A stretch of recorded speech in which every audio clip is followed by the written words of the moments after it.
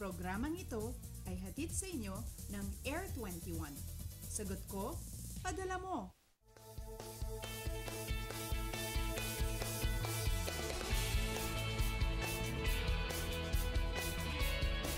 Magandang umaga Pilipinas, rise and shine. Sulitin ang araw na ito, i-enjoy ang bakasyon ngunit arm yourself with information not only about the weather but also with tag-init related topics na kailangan nyo malaman para makaiwas sa anumang aberya ngayong hot and dry season.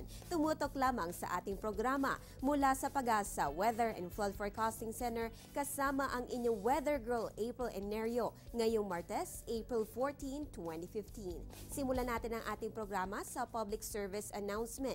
Patuloy ang pagkukumpuni sa Ayala Bridge, kaya asahan na sarado pa rin ang naturang bridge para sa mga motorista until April 20, 2015. Upang makatulong sa mga regular na bumabiyahe sa Ayala Bridge, narito po ang alternatibong ruta ng MMDA. Para sa mga motoristang biyaheng northbound, lahat ng magagaling from Romualdez Street, kumaliwa kayo sa Ayala Boulevard, kumanan sa Taft Avenue at dumaan sa Quezon or Jones Bridge patungo sa inyong destination. Kung galing naman kayo Magsaysay Boulevard, Legarda Street at Lacson Avenue, take Nagtahan Mabini Bridge, kumanan sa M. Guason Street at diretsuhin lamang ang UN Avenue.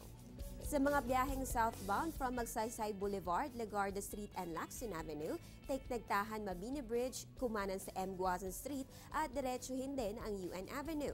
Maaari rin naman dumaan sa President Quirino. Kung galing naman kayo sa Picasal Street, kumanan sa Carlos Palanca Road patungong MacArthur Bridge. So again, konting tiis na lamang po until April 20 na lamang naman sarado ang Ayala Bridge. Until then, alternate routes muna ang ating gamitin.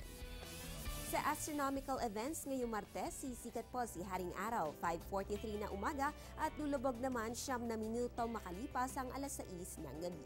Sa ating moonrise, 1:45 na madaling araw, 1:45 ng hapon ang moonset, habang ang illumination ay nasa 33%. Ngayong gabi, magpapakita ang waning crescent moon. Tinatawag rin na old moon, ito ay nangyayari kapag ang buwan ay halos kalinya na ng mundo at ng araw. During this phase, less than half of the moon na lamang ang naiilawan ng direct sunlight.